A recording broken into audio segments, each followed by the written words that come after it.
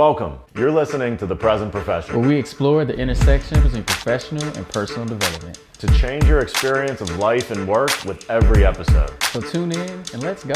Let's go. Welcome to another episode of The Present Professional. Today we have a special guest with us, Michael Amster, author of The Power of Awe. Now, we're so excited to share this work with you guys today. And I was talking to Michael before this call about how much I respected the ease at which you can step into this practice on your own. And as fellow mindfulness practitioners, yoga practitioners, and instructors, that it's something that is very close to our hearts and something that is the foundation of not just a foundational part of our lives, but it's a foundational part of our businesses and the mission and what we hope to create in the world.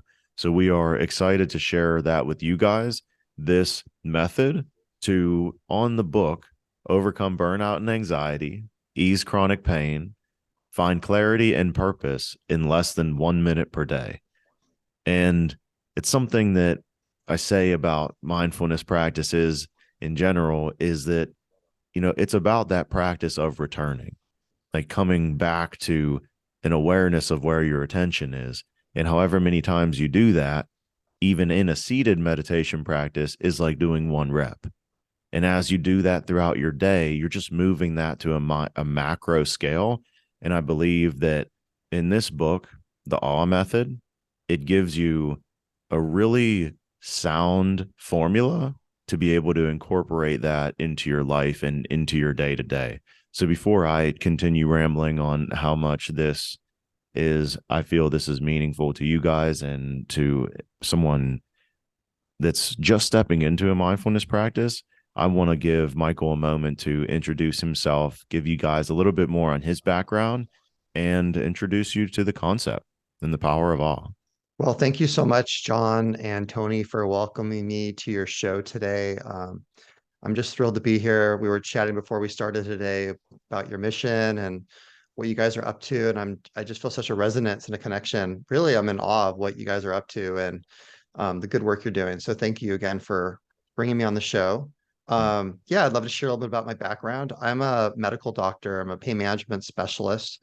Live out in California, and similar to John, we were talking about, I'm also a trained yoga teacher and been a student of mindfulness for about 30 years. And first became a student when I was in my undergrad education, and I started to have panic attacks when taking examinations.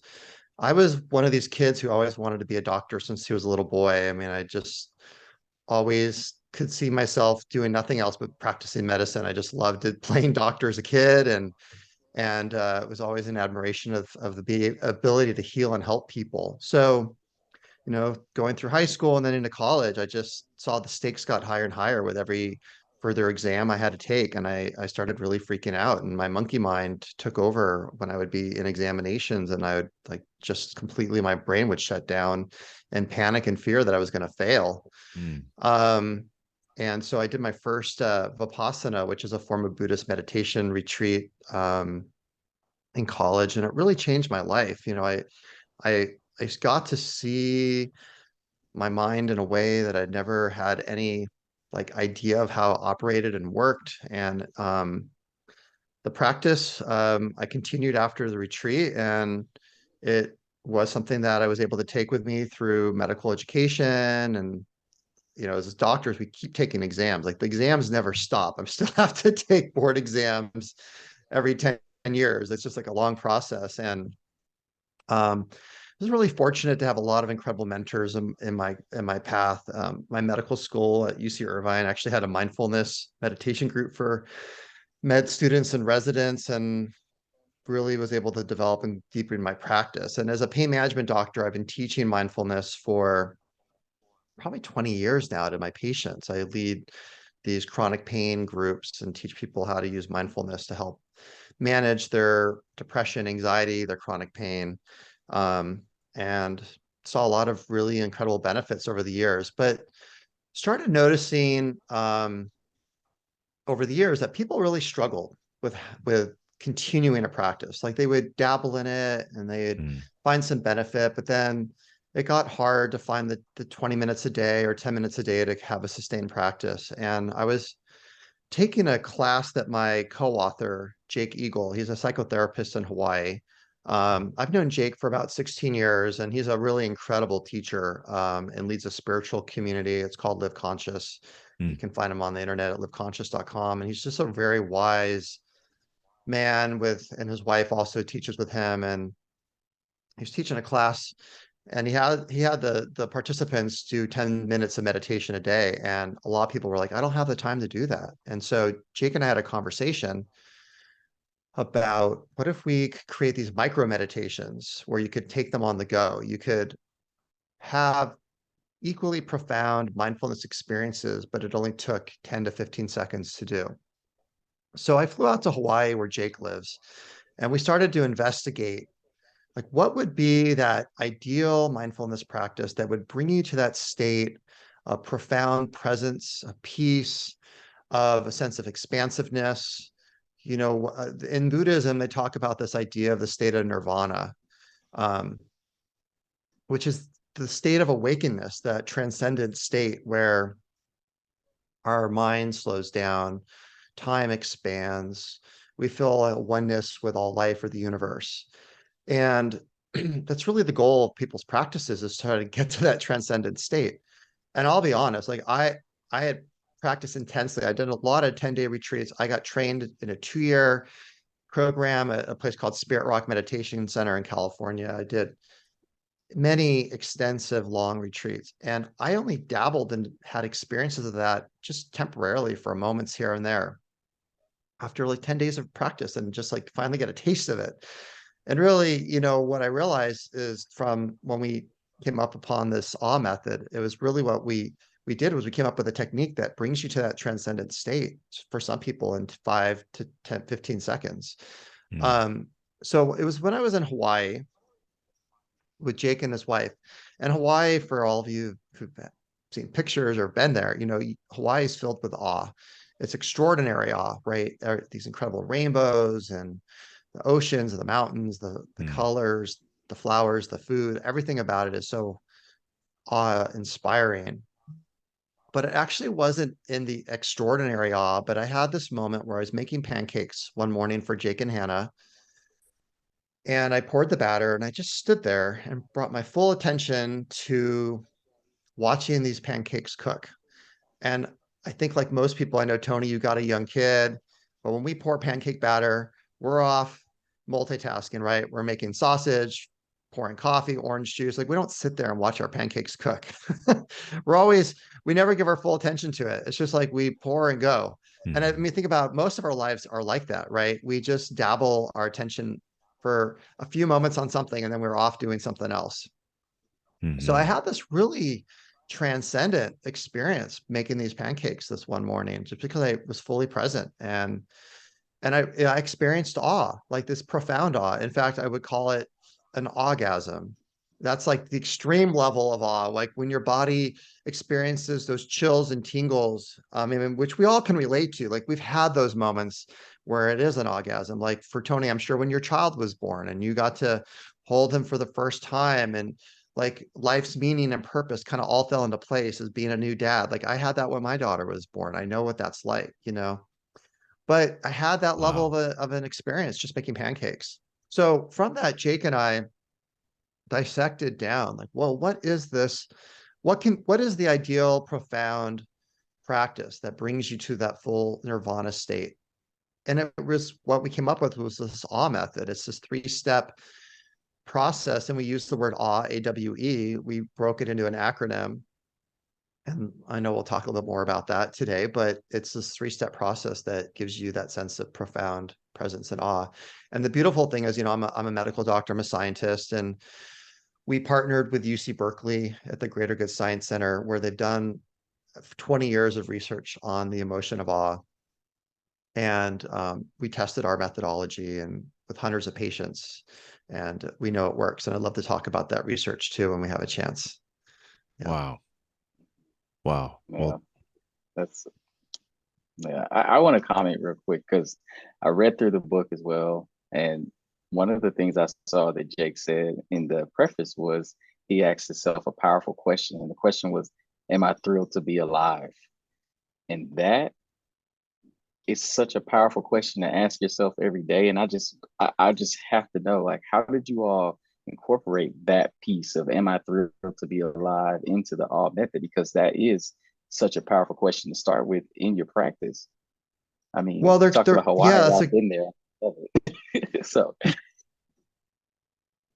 that's a great question. So they're actually really sort of two separate things. So Jake lived in Santa Fe, New Mexico for about 30 years, and he moved to Hawaii, I think about 5, 6 years ago. And he he really disoriented himself when he left his old community and where he had he was known, he had a reputation, they had a whole bunch of friends. And he's like, here I am in Hawaii in this beautiful place. They're built their dream home. Um, him and his wife have a phenomenal relationship. And he really was somewhat lost and disoriented. And so he actually came up with this idea of asking himself, am I thrilled to be alive every day? And then just that asking that question, focuses our mind on the topic. And so then throughout the day, he's like looking for things that he's thrilled to be alive about. Um, so that's actually, I guess that was the seed that was planted because I was in a course. He taught this Thrilled to Be Alive course. It was like I think a month-long course where it met on Zoom for about an hour a week for 4 weeks. And the purpose was like really to try to find that level of awareness and consciousness of being thrilled of your life, which is really it's a gratitude practice is what it comes down to. It's about looking for the things in your life that you are grateful for and appreciative of. Um, and the awe method is really something is different. I mean, awe and gratitude, there's a connection to them, but they're really different emotions. Yeah. So the awe mhm. method doesn't involve like having to be thrilled or grateful. It's a different practice. What's beautiful about the awe method is really it doesn't involve any thought. When you're starting to learn the practice, it does take thought because you're trying to master these 3 steps. They're like training wheels. But what happens is, and we know this from our studies with hundreds of participants, is that eventually you start to develop spontaneous awe. So if you guys just took 21 days and started practicing this awe method 3 times a day, what will happen is your lens of how you see the world will radically start to change, and you'll start to be in awe all around with just going for a walk down your street with your dog or like changing your kid's diaper. You'll have an awe moment. Like it's just awe will arise. It just spontaneous, like effervescently comes into your being when you start to look for it. Yeah. Wow. And I love that you separated those feelings, right? That experience, whether we're talking about gratitude or awe.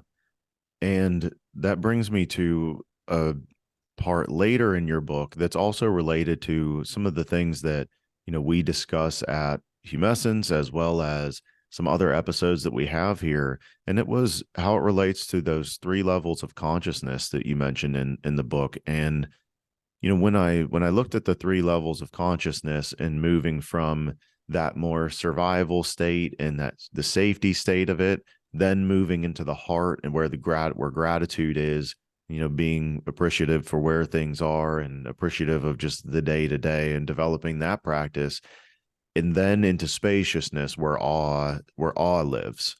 And so I wondered if rather than them being separate, if they were building blocks to one another based on that 3 levels of consciousness model that you had in there. Yeah, that's a great question. So, I'll share a little bit about the 3 levels of consciousness model for your listeners, because sort of a Hmm. new idea for them.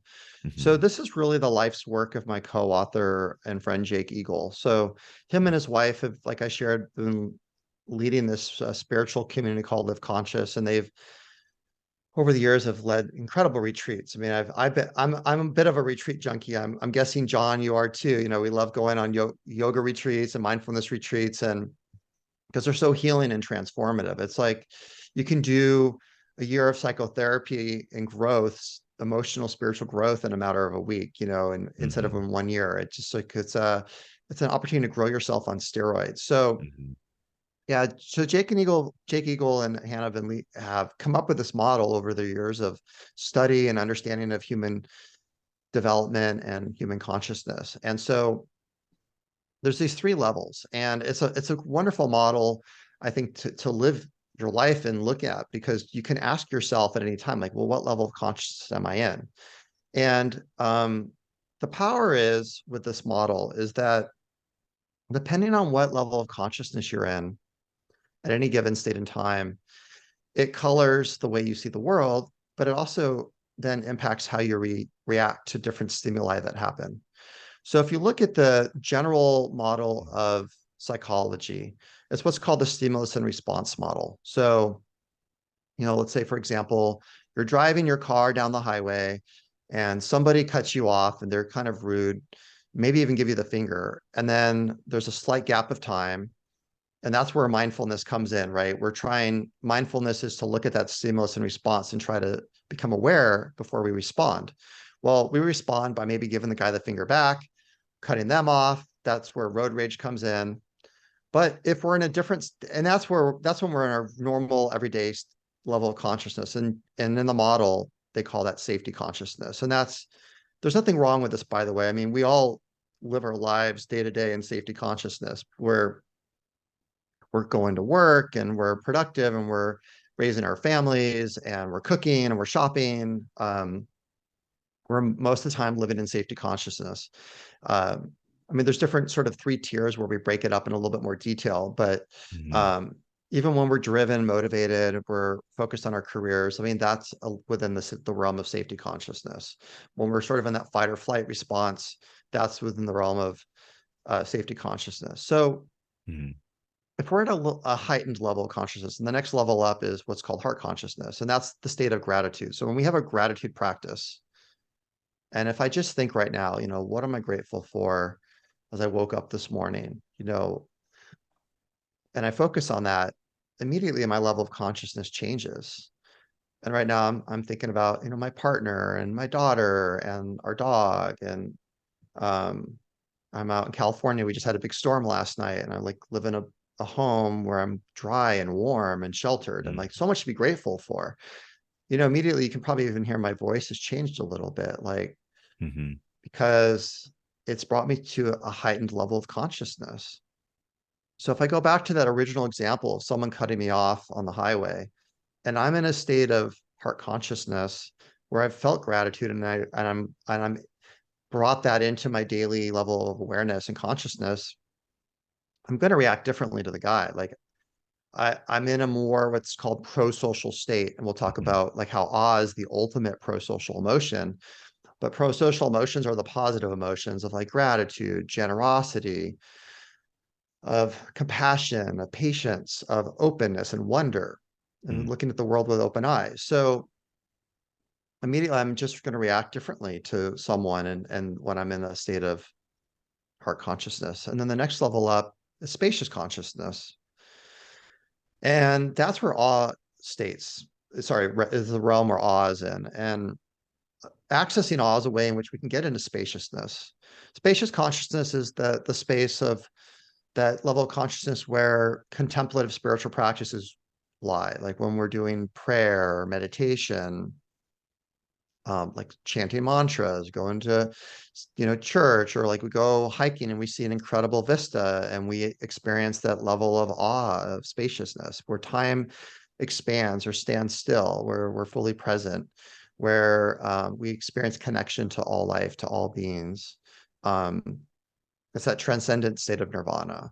Yeah. And then when we're in that state, I mean, if you think about when you're in that state, and if someone were to cut you off on the highway, you'd just be like, yo, bro, like, peace out. Like, we're like one and the same. We're here on this planet together. Like, here we are on this blue ball out in the Milky Way galaxy, surrounded by billions of galaxies, and a universe that's 17 billion years old that continues to expand at the speed of light. Like getting cut off on the highway doesn't matter anything at all. Like in the big picture of the grand scheme of all life, in the universe and the planet. And that's what, when we're in awe and we're in that level of spacious consciousness, like all these mundane things that we stress ourselves out about, like at work and our with our families and relationships with people, like they don't matter. I mean, it's not like they're not important, but they have a different level of gravity and intensity. And then we just arrive at life with an open heart and a Hmm. sense of generosity and compassion. And we know from 20 years of social science research and psychology research,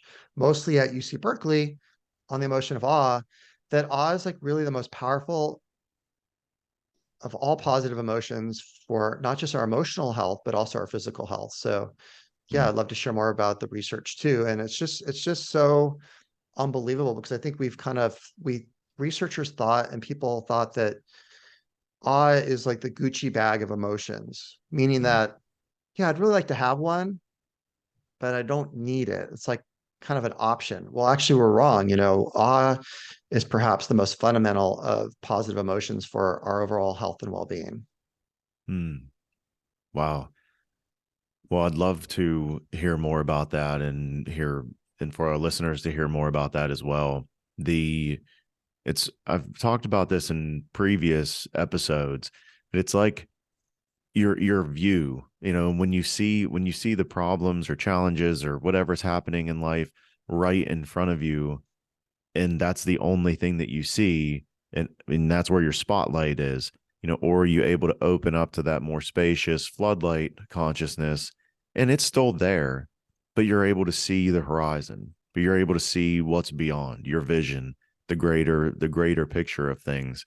And it's not that it makes that problem, person, thing physically smaller or remove it from the equation, but it's just a small piece of your overall awareness, which contributes to your mood, your consciousness, your health, your well being.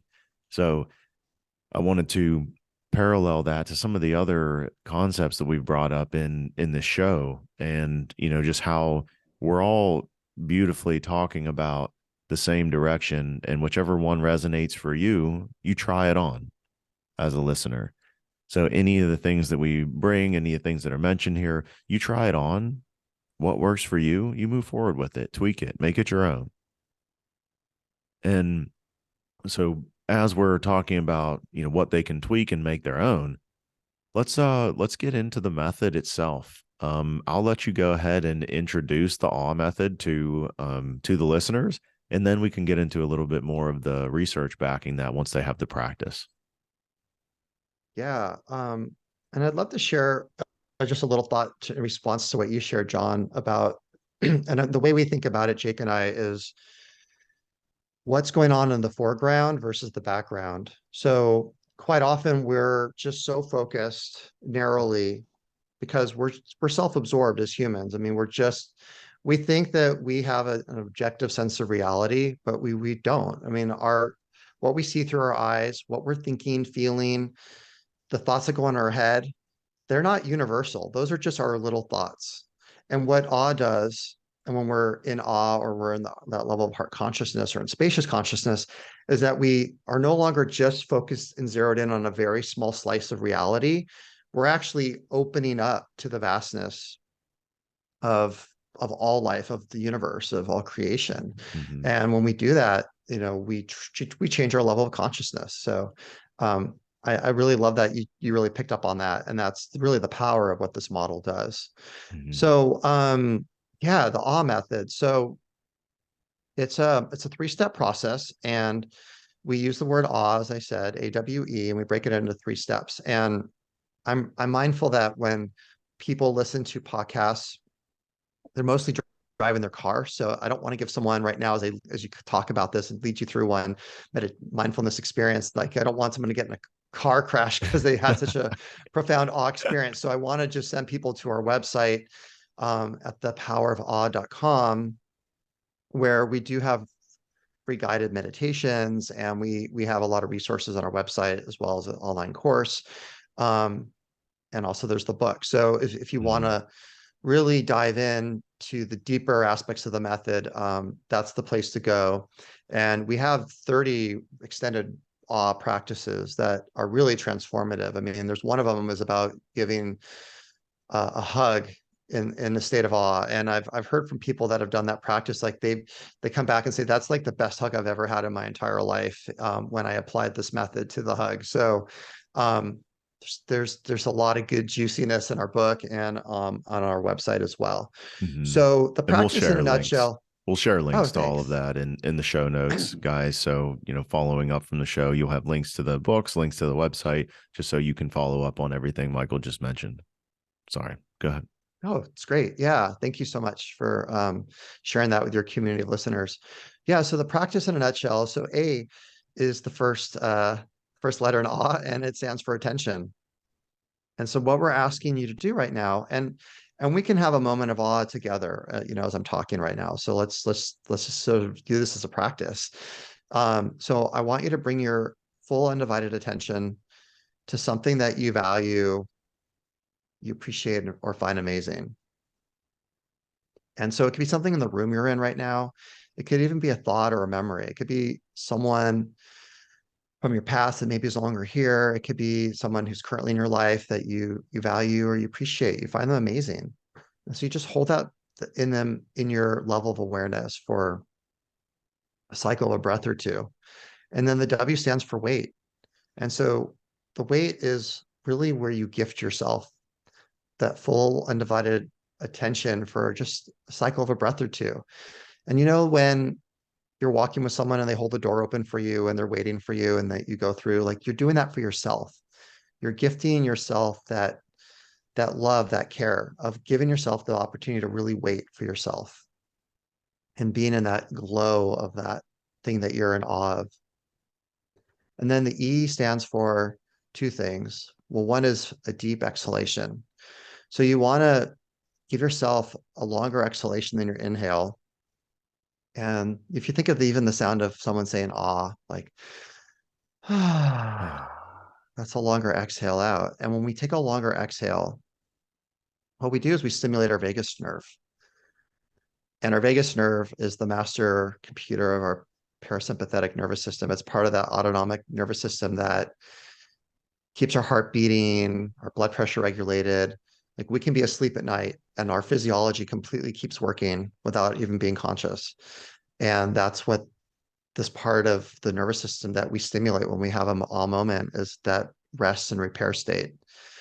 And then the E also stands for expansion. And what you're letting happen is this moment that you've focused on, that you brought your full undivided attention to. You want to let that expand inside of you. And it's sort of maybe somewhat of an energetic thing, but you let it get bigger than you. You let it go out through your extremities and fill the space around you. And one of the things that happens when you have a moment of awe, and this is what, how we scientifically define a moment of awe, is that there's a sense of vastness, expansion, and it expands your sense of identity, expands your sense of self, your egoic self expands. And so what you're doing is you're really letting that facilitate and that happen when you have an expansion. And often you'll feel tingles or chills on your extremities because you're letting that energy has to go somewhere, and it starts to that extends out through your body, your physical body. So Mm. that's kind of the practice in a nutshell. What happens is we think of them in many ways as it's a training wheels. In our research, we ask people to practice just 3 times a day, which once you get it down, it takes about 15 to 20 seconds, about a cycle or two of a breath. And we followed them for 21 days in a structured program and saw really profound benefits in terms of people's mental and physical health. Just practicing really in total for about a minute a day. Yeah. Wow.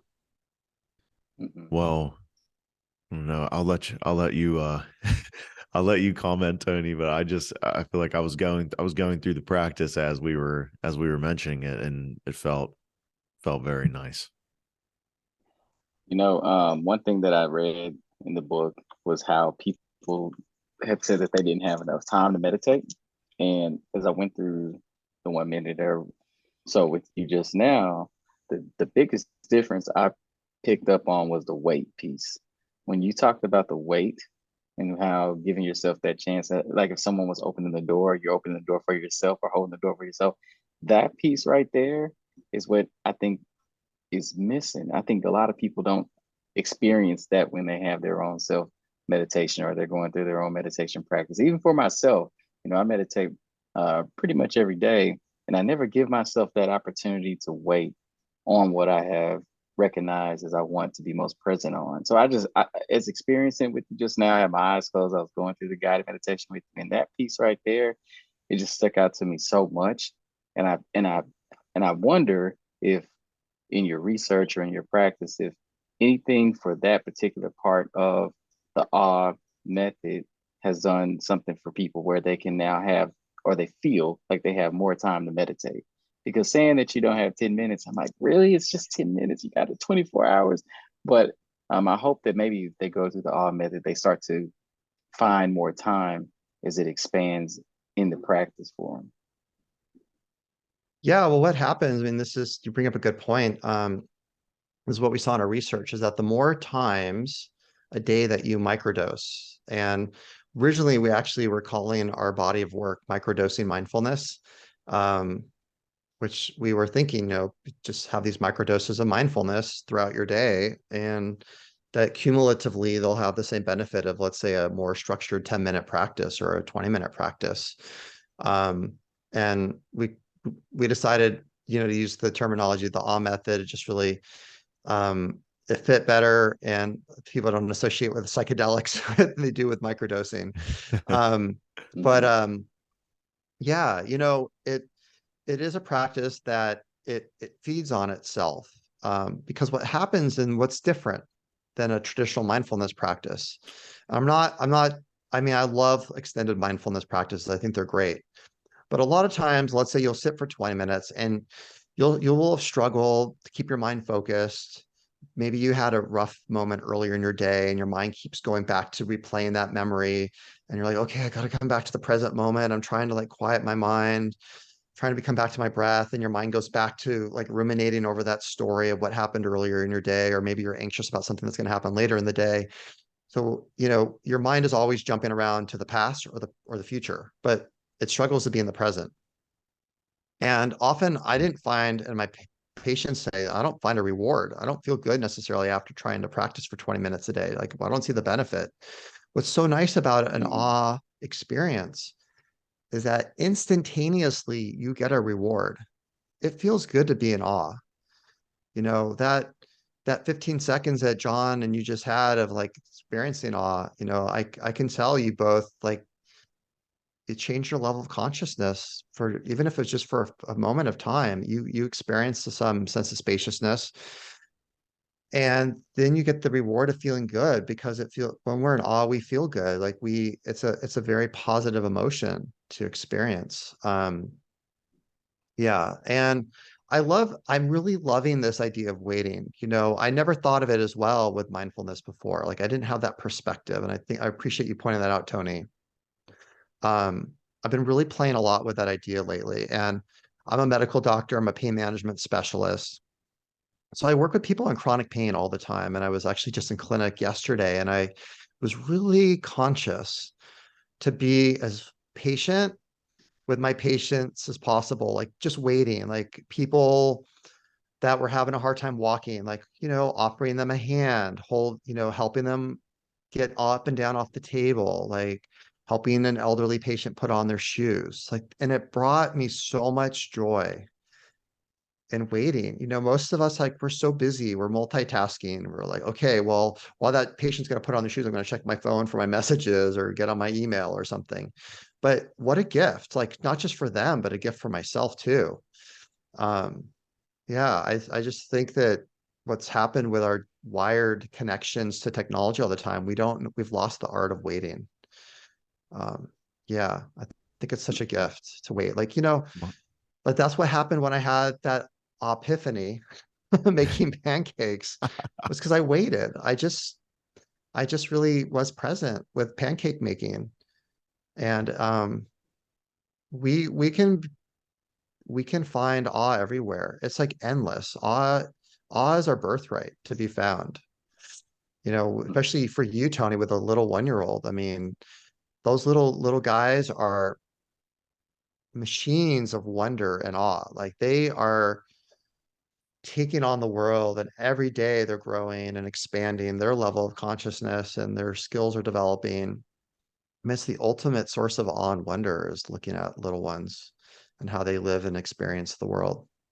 Yeah. And Wow. then what's so awesome, what we also know from our research is that awe is contagious. And what I mean by that is like when I share a moment of awe with you, it inspires you to have awe. You know, when we share our awe with others, we stimulate awe in them. Like just sharing stories of awe can stimulate an awe experience for somebody. Um, yeah, on our website, we have what we call a moment of awe page. And so people can post their moments of awe. Mm, You can read other people's moments of awe. And it is really awe inspiring to like to see how people live and be in the world and like what they find awe inspiring as well as what inspires you. And sharing your awe is a gift for other people. mm. Yeah. Mhm. I'll say a little bit about my experience with just going through the method there with you. And what that felt like to me was, taking a values and gratitude practice to a new level of experience. Like not just bringing it up intellectually, like I am grateful for this, you know. And the the person that, so my girlfriend came to my mind there when, when you first asked, who, if something, someone, that you value that like inspires you, that awe moment. And, I immediately thought of her like dancing last weekend, twirling around, smiling, like, just beautiful. And like to sit and wait in that, to really experience it instead of just saying, I'm grateful for her and our relationship. It was like a specific moment. It was, when I'm really looking at her like, wow. And then to give myself the gift of reveling in that and waiting in it, like that felt like it really amplified that sense. And then to incorporate it with the physical body and the breath and the exhales and like really let it set into a parasympathetic state of my nervous system. Wow. And now it's like, then the expand part felt like, now that I've embodied that feeling, that I've taken that vision, that feeling, that value, and brought it into my physiology.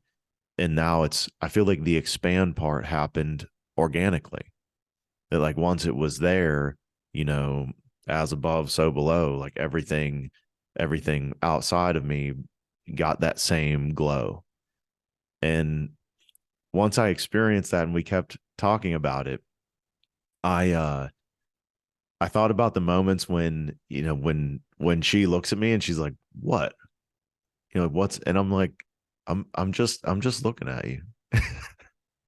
And just going through that practice reminded me of other times when I'm in awe in the moment with her.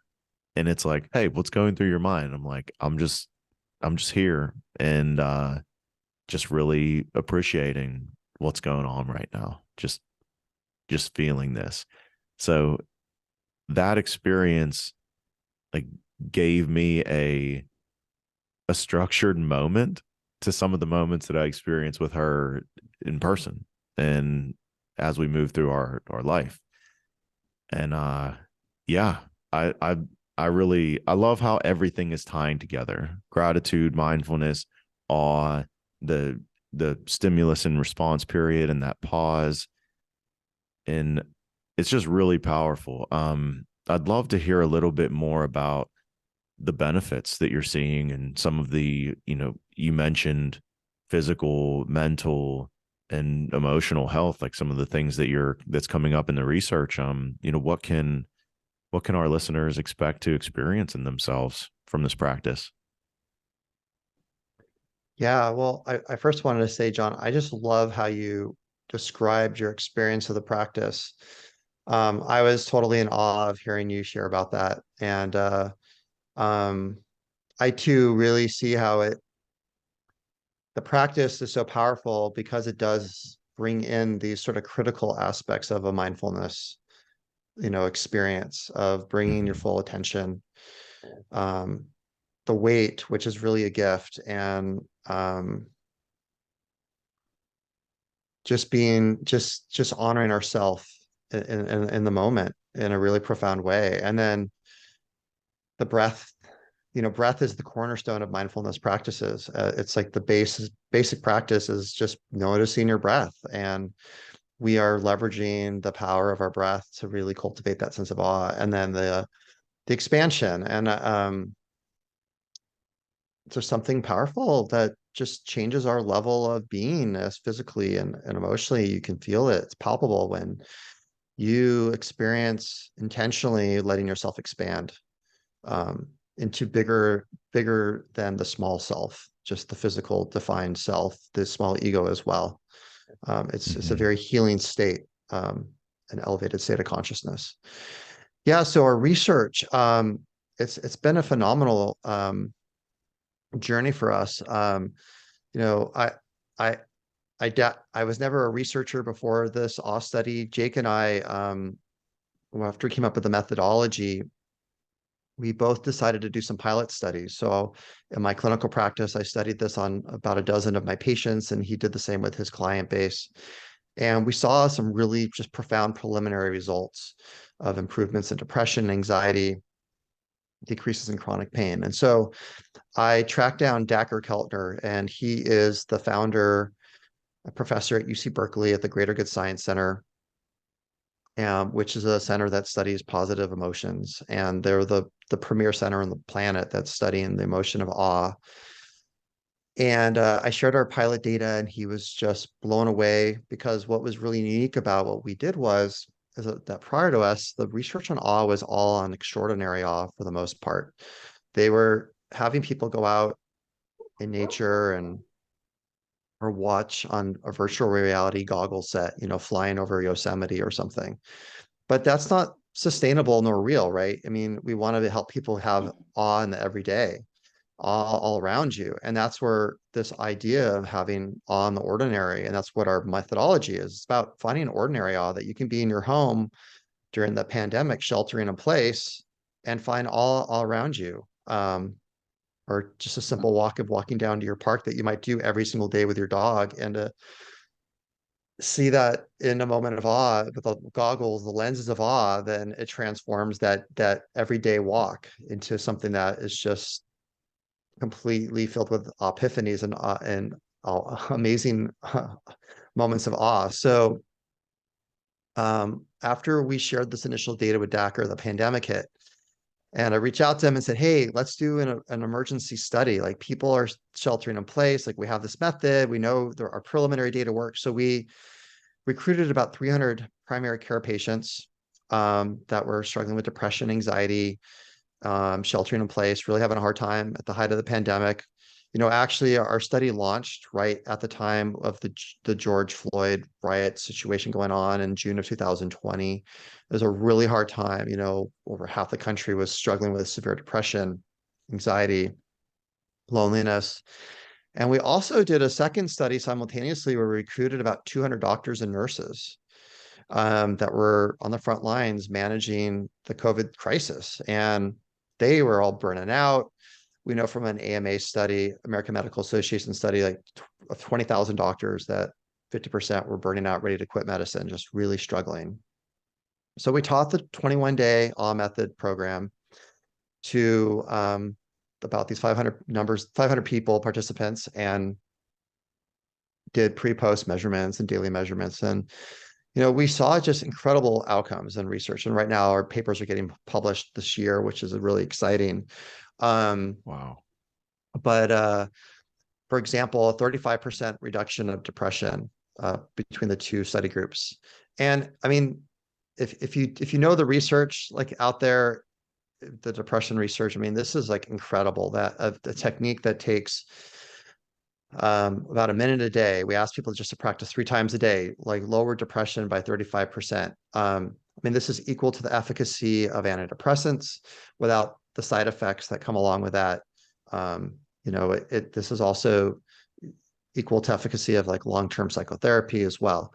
And I'm not saying, I think it's great that people are using antidepressants and psychotherapy. I mean, those are all valuable tools for managing depression and anxiety, but it's just incredible that this is so freely accessible to people. And what we think of this is actually a medical intervention, that the A.W.E method is a tool that clinicians can teach their patients to use to help with moments of depression and anxiety and senses of loneliness. So across the board, when we looked at all these different measures, which included depression, anxiety, experiences of loneliness, overall sense of stress, chronic pain and other chronic health symptoms, all decreased to a level of statistical significance.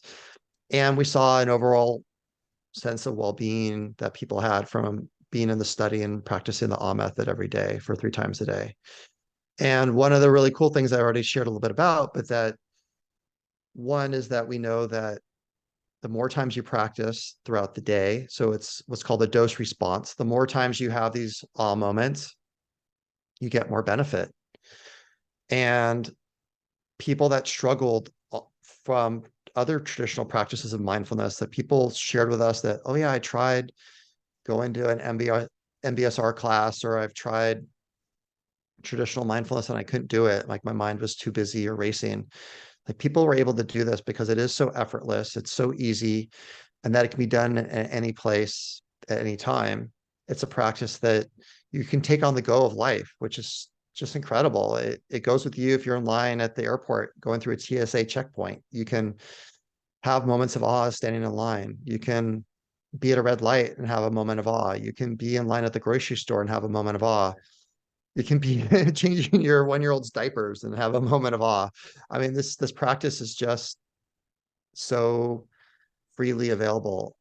It can just integrate everywhere in your life. It doesn't take any sitting on a meditation cushion to practice. Yeah. Mm.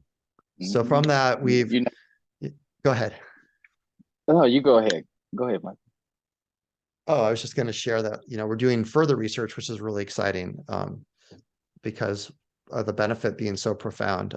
We're doing a study right now with COVID long haul patients that 26 million Americans are suffering from long COVID symptoms of brain fog and fatigue and chronic health symptoms. And this is actually a good segue at some point to talk about a little bit about the science and how awe changes our physiology in our brain and inflammation in the body, which is why we think that this will help people with long COVID as well. Mm. Yeah. Mm-hmm. What were you thinking, Tony?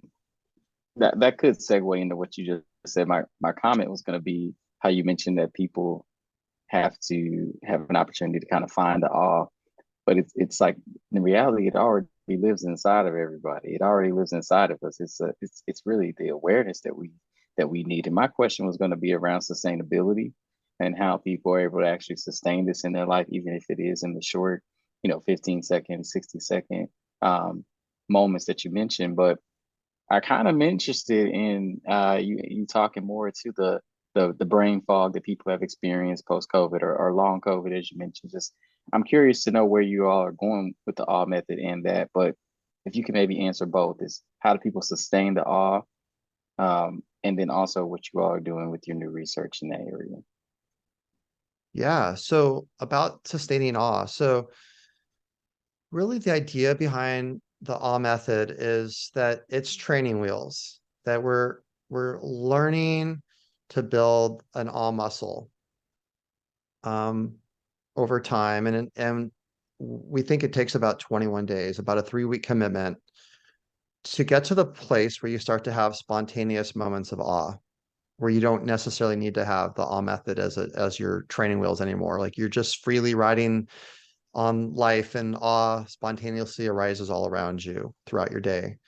So we think of it as building a muscle. And in our book, we talk about this idea that we want to go from a temporary state, like where you just have this like brief moment of awe, and then you're back to like everyday life and safety consciousness, to developing this like trait. Like it becomes a part of who you are. It becomes a new part of your behavior, where you're just wired to experience awe then throughout your day. And I think one thing that helps people And developing a practice is to do what's called habit stacking.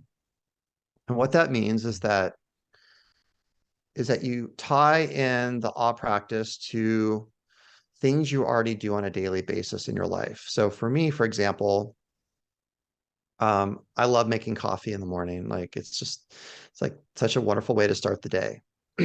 um, and I use that opportunity to have moments of awe. So if you make coffee or tea every morning, like use that as an opportunity to find a moment of awe in that, whether it's like you becoming in awe of the fact that you can put a kettle and on a flame and water boils and like how that happens, or if you grind your coffee up fresh, to smell the aroma that is released from the beans being ground, to if like I use a French press, like I love looking at the granules of the coffee floating in the water.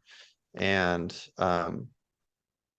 I even though it's something I do every single day, I can find a different moment of awe to behold with each day of it's like an ordinary experience, but there's awe to be found in a different way every day I make coffee, which is really like the summary of like how powerful this practice is that you can go on the same walk every day with your dog to the park and see new things you've never seen before because you're opening your eyes up for awe and wonder. Like you're seeing light differently through the trees each day, or the seasons change. So new flowers are coming up, or leaves are dropping, or the air is different, or you notice the humidity changing, or the wind is different. Like there's so much awe to be found. So it's really helpful. Like I said, you kind of connect these ordinary things you do and you tie them into finding awe. So making coffee, maybe even brushing your teeth, taking a shower. We have a practice in our book about having a shower that is like orgasmic. I mean, there's so much there to be had sensorially when you're in a shower, um, that you can really find awe in. Yeah, and then the second part of your question. So talking about what happens, I guess, to the physiology and what happens in our bodies with awe. Um, yeah, so there's four main areas of where our bodies are impacted in a very positive way when we have a moment of awe. So the first is how it positively impacts our autonomic nervous system. So we already talked about this. It's sort of the part of the core design of the awe method is that deep exhale. And when we take that really long exhale, the vagus nerve, which is one of the largest nerves in the body, this master computer that starts up in the neck area and it goes all the way down towards our diaphragm along our spine. When we take a long exhale, we stimulate our vagus nerve, and that creates a sense of rest and relaxation and repair to occur. And it's a complex process, but basically overall, like we're starting to create like an overall neurological state of rest and healing and repair to happen in our body.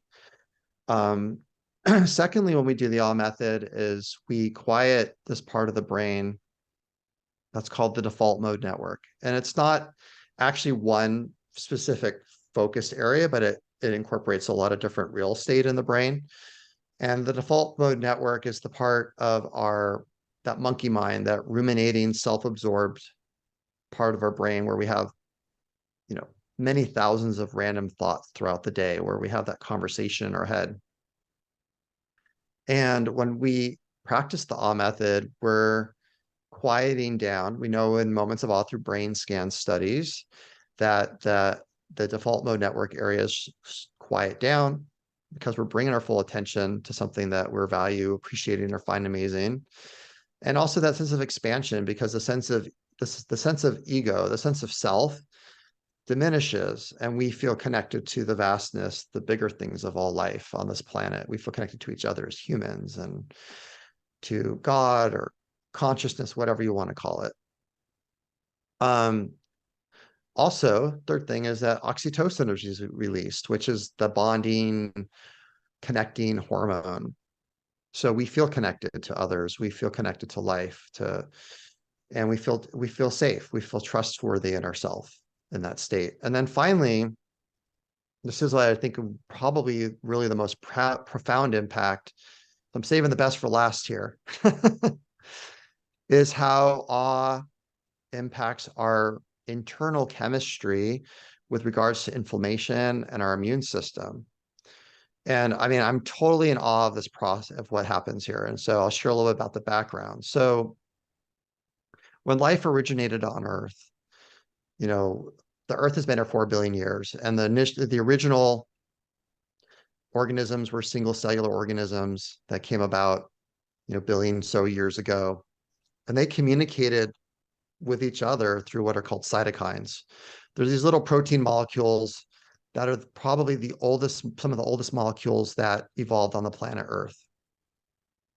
Just by random chance, right? I mean, Earth is a grand experiment that's 4 billion years old, and it's just the conditions happen where we are with the sun and the different meteors that hit the planet and that formed this planet created the ability for life to form.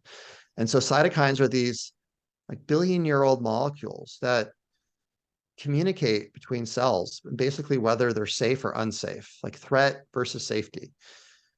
Well, our bodies and all of our systems and our immune system is really based upon this billion-year-old system of cytokines. We have them in our own body, and they communicate with other cells that control our immune system, that the white blood cells then are talked to. They're like, okay, well, we have a threat over there, inflammation's going on over there, bring in all the fighting cells to like fight off that infection.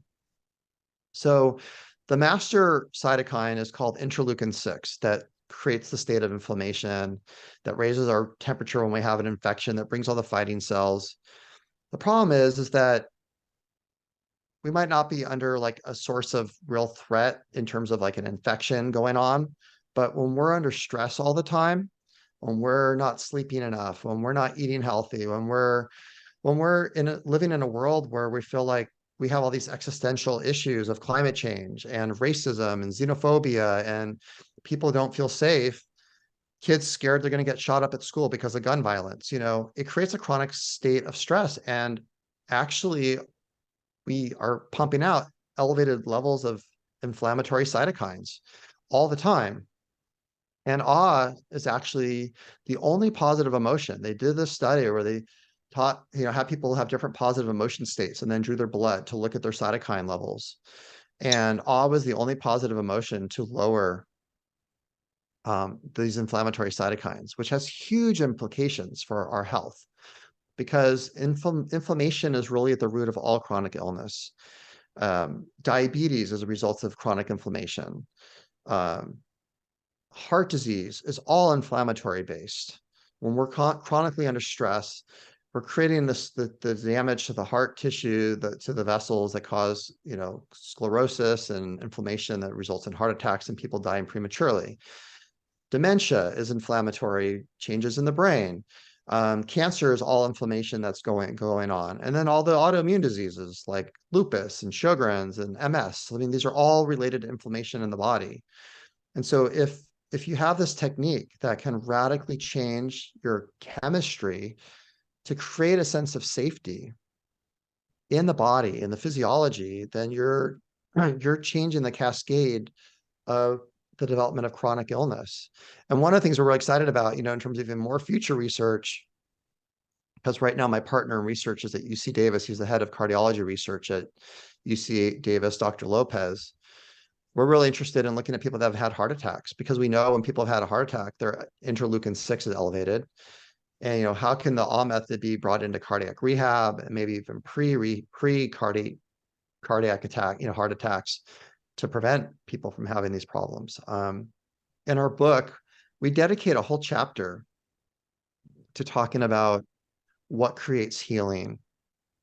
I mean, this is like really critical stuff that we need to think about here, just big picture stuff in our world, in our healthcare system, because marginalized communities that feel like they're always under threat, whether because they struggle with food insecurities, or they live in neighborhoods with gun violence, or they deal with racism on a regular basis. Like, these things create chronic stress in our physiology, which then results in these high rates of diabetes and heart disease that we see in like African-American communities and Latino communities and other marginalized communities.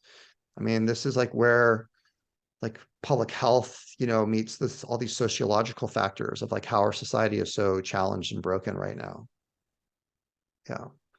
And, So our true. hope is that, that because the awe method is contagious and it in a good way, meaning that, when you practice awe and you share that with others, like we can really hopefully elevate everyone's levels of consciousness out there in the world and start to create some deep healing that's needed. It's not like this is the solution to everything, but it's definitely one of the techniques that hopefully can radically change the state that we're in right now in this world. Yeah. Wow. Hmm. Hmm. I mean, all of that, all of that is so relevant to the state of public health. And what I love about it is how accessible it is, we have this technique and we have access to changing our physiology right at our fingertips here. And all we have to do is put it into practice, and how 1 minute a day can result in all of these tangible and proven results. Yet we can get caught up in life. Yet maybe it's not a priority for folks at the moment. But it's conversations like this, and and work that you're doing, and the book that you published.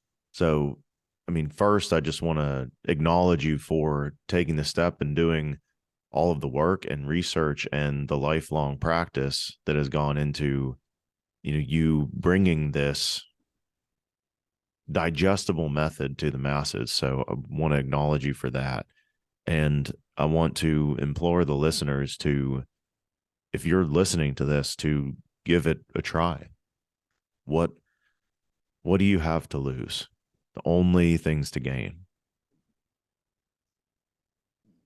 Well, I know as we're wrapping up here, I'd love to read a little bit from our closing of our book, if that's okay, because I think it really summarizes a lot of what we've shared today. I'd love that. Great. Hmm. So with awe, we feel these changes as pronounced shifts in our health and well-being, responses, attitude, approach to people and situations, indicating that our brain cells are establishing new pathways. These shifts indicate that we're turning the typical fleeting state of awe into a trait, a part of who we are as a person. But the awe method is more than a self-help technique, and the implications of awe go well beyond personal transformation. Awe touches everything, and perhaps most telling is the effect it has on others. We're wired to attune to others' behaviors and moods. Our nervous system senses the emotions of those around us. Just as being the recipient of a warm smile can lighten our mood, when in awe, those around us feel it too. Awe is contagious. And so practicing the awe method is one not so small way we can contribute to the world. In this book, we covered how the awe method is grounded in science and that a whole body of science supports that awe changes lives. So we have a big simple crash ending to the power behind the simple practice of the awe method. If practiced frequently enough by enough people, a critical mass as it were, everyone would experience a significant heightened shift in consciousness. Awe changes us, and when we share our awe, we change the world. How can we be in awe of someone and physically or emotionally harm them? How can we be in awe of the natural world and destroy it? How can we be in awe of life itself and not live as if every day were a miracle? In awe, the tone of every conversation, from the personal to political, shifts from having an agenda to being open and curious. Our conversations impact how we raise our kids, how we help our aging parents, how we treat our spouse, how we participate in community, how we mentor or supervise people, how we govern a city, and how we lead a nation. We can think of no downside to practicing the awe method because awe is the light, the appreciation of nature and different cultures, the curious and open mind, the generous and giving soul, even during times of darkness. These days, we need awe more than ever. Awe awaits you and surrounds you in the ordinary moments of your life. Like the view of the stars that fill the night sky, awe is free and available. All you need to do is to pay attention to what you value, appreciate, and find amazing. Wait, and then exhale and expand into the unlimited timelessness of awe. So, Michael, thank you so much for joining us today. It's truly a gift to be able to share this work with our listeners and to get to know you, to meet you and hear about all of your life's work. So, again, thank you for everything that you've done. And thank you for being a guest here on the Present Professional podcast. And listeners, I want to implore you to do one more thing. So, not just take on the awe method to try for yourself, but share this with someone that you love. Share this with someone you value.